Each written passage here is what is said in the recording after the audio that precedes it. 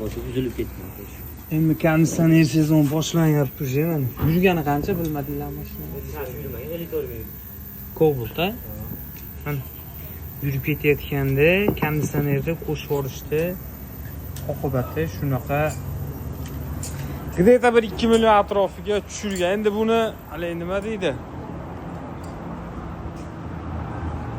Eski shopirlar deymiz-ku, kim edi? Buni yoqmaydi, ko'proq. Shu mana shunga o'xshaganlar qiladi. Tak mana qo'yib qo'yishdi, tayyor qilib konditsionerni motorchiga muammo bo'lgan. Hozir usta bolalardan so'rasa, aka ketayotganda yoqib yuborgan. Deyapti, keyin mana bunavi og'ir aylanishi kerak, ichidagi nimalari bilan porsinlarini harakatga keltirish kerak. Bo'lgan. Yangi mashina 50 ming kilometr atrofida yurgan deyapti. Konditsioner remont bo'yicha, radiator, pechka bo'yicha bemalol murojaat qila olsa, xudo xolisa kunlarimiz isiyapti. Konditsioner yoqib yurish boshlanyapti. Kela orasida sifatli, chiroyli qilib ish qilib beramiz. Endi shu yoshlarga bu video murojaat, ketayotganda konditsioner qo'shmanglar.